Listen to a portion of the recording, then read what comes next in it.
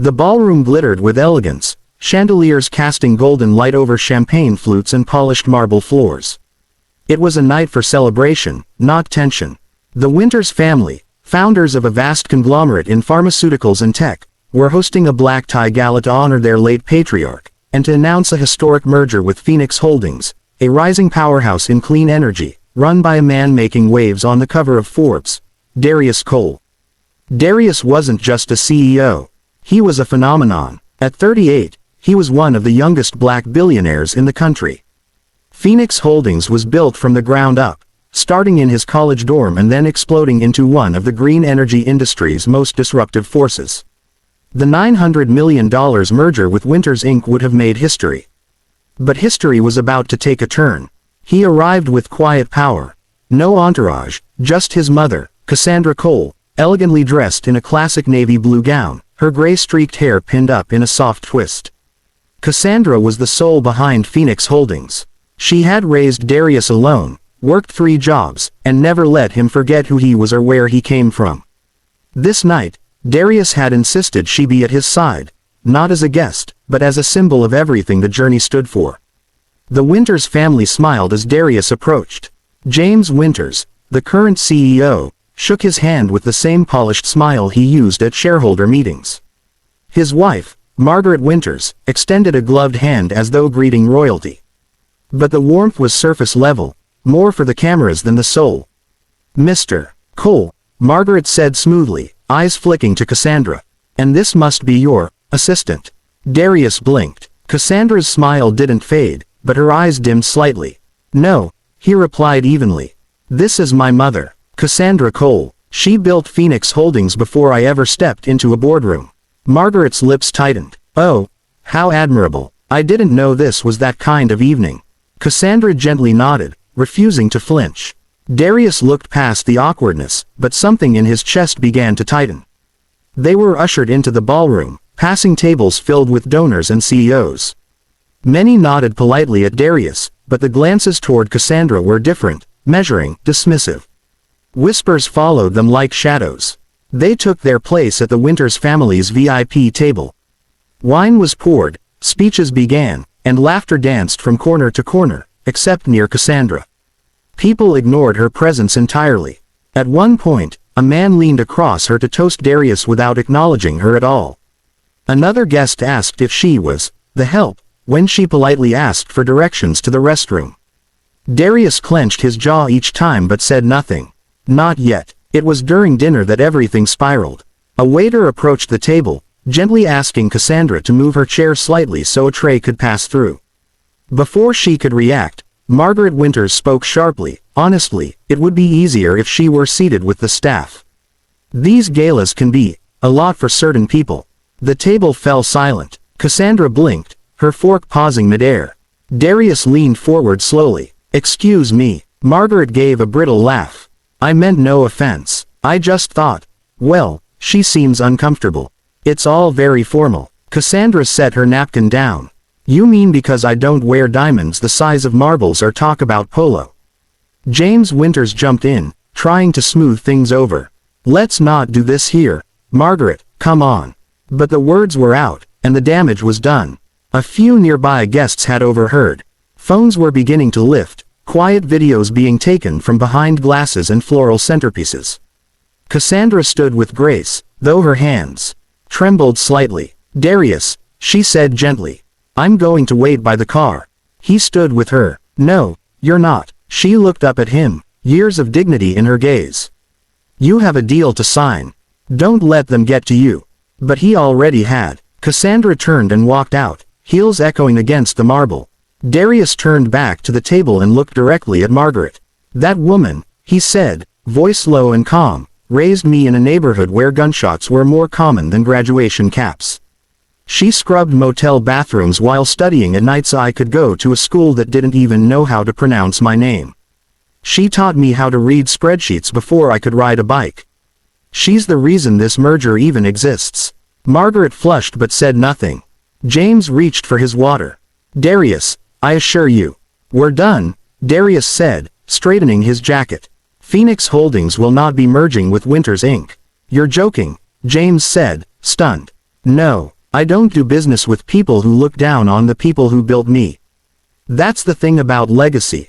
It's not measured by the size of your estate, but by the integrity of your bloodline. And with that, he walked out, past the guests, the murmurs, and the flashing phones. By the time he stepped outside, Cassandra was already waiting by the car, staring up at the stars. She turned when she heard his steps. "Tell me you didn't," she said softly. "I did," she sighed. "You worked so hard for that deal." He opened the car door for her. "I can build another, but I can't build another you." They drove off into the night, not with $900 million, but with something far more valuable, unshakable dignity. The morning after the gala, headlines lit up every major business and social media outlet. Phoenix CEO walks away from $900 million deal after mother humiliated by Winter's family. Darius Cole puts integrity over profit. Black excellence meets old money arrogance, and wins. The fallout was immediate. The Winters family scrambled to contain the narrative.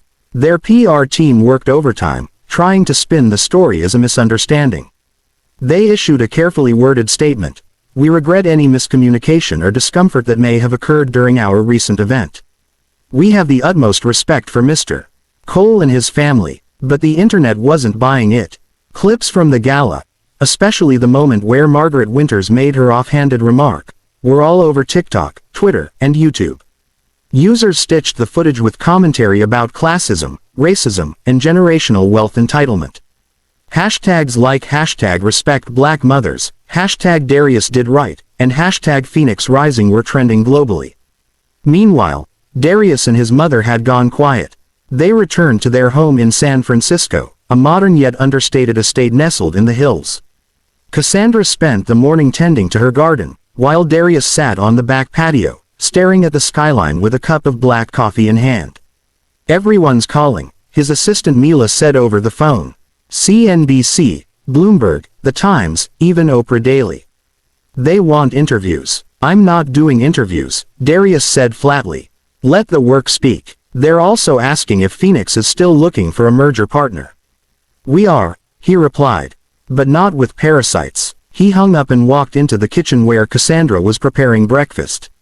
She never let the staff cook when she was home. It was her grounding ritual. She looked up from the stove. "I hope you're not regretting it." "Not even for a second," he said. "But it's going to get ugly," she warned. "They're powerful people. They'll try to paint you as too emotional, or unprofessional." Darius nodded slowly. "I know, but they forgot something important." "What's that?" He smiled faintly. "I don't care what they think of me. I only care what you think of me." Cassandra reached out and touched his face gently. "Then I think you already won." But things did get ugly. Winters Inc. stock took a hit, down 12% in the first 48 hours after the news broke. Rumors swirled about internal divisions and potential lawsuits from shareholders. James Winters called Darius directly on the third day, but the call went unanswered. Behind the scenes, Darius began exploring new opportunities. Phoenix Holdings had never needed Winters Inc. The deal was meant to scale distribution and increase lobbying influence in Washington. But now, new doors were opening. A week after the gala, Darius flew to Atlanta to meet with another major player, Amara Tech, a black-owned software and logistics company with deep roots in Africa and the Caribbean. Their CEO, Drive, Kwame Ajayi, had seen the headlines and reached out. "Cassandra Cole is a legend, Drive," Ajayi said as they shook hands. "Any mother who can raise a king like you, she has my respect." The conversation was smooth, honest, and visionary. Within days, Phoenix and Amara were exploring joint ventures in sustainable infrastructure for developing nations. Meanwhile, Cassandra received a letter in the mail. It was handwritten, on thick cream stationery. The return address read, Margaret Winters. She opened it slowly, seated on her sun-drenched porch. The letter was an apology, or something that tried to pass as one. "Dear Ms. Cole, I want to extend my sincerest apologies for the events that took place at the gala. I now understand how my words may have been misinterpreted and I deeply regret any discomfort caused. I hope we can put this unfortunate misunderstanding behind us for the sake of business and progress." Cassandra folded the letter without finishing. That afternoon, She joined Darius at the Phoenix headquarters, her first time back in a while. The staff greeted her like royalty. Engineers, interns, and board members alike shook her hand and thanked her for what she represented. They entered the conference room, where Darius was reviewing designs for a new solar grid system designed for low-income urban housing. "I got a letter from Margaret," Cassandra said. He looked up. "Let me guess. She's sorry you misunderstood her." Cassandra chuckled. "Pretty much." Darius smirked. "I'm not surprised. She grew up in a world where people like us were only seen when they were needed. But now the world sees differently," she said. "Because of moments like this. Because you walked away." Later that week, Darius was invited to a summit at Stanford, his alma mater, to speak about ethical leadership in business. He rarely accepted speaking invitations, but this one felt different. On stage, in front of students, faculty, and CEOs, he spoke plainly. "We're always told that to make it, we have to play nice. That we can't afford to make waves because we don't own the ocean. But I say, build your own shoreline. Create your own tide. If your presence in a room depends on staying silent while your people are disrespected, then you don't belong in that room. That room doesn't deserve you." The room erupted into applause. Meanwhile, Phoenix Holdings' valuation rose sharply. Investors admired Darius's moral clarity. Public goodwill translated into new government contracts, brand loyalty, and partnerships with educational institutions and green tech startups. By the time 2 months had passed, Phoenix had gained more ground than it ever would have with the Winters merger. Cassandra became a recurring guest lecturer at several HBCUs, sharing her story of grit, motherhood, and the price of dignity. As for Winters Inc., they continued to spiral. Margaret stepped down from her public duties to focus on her health. James retired 6 months later. Their company, once dominant, now struggled to attract modern investors. The stain of arrogance never quite washed away. On a quiet Sunday afternoon, Darius and Cassandra returned to that same garden where she had been planting herbs weeks earlier. She handed him a mint leaf. "Smell this." He did. "Fresh, strong. Like you," she said.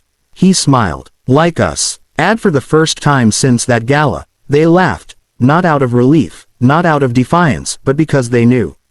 They had kept their soul intact in a world that tried to buy it.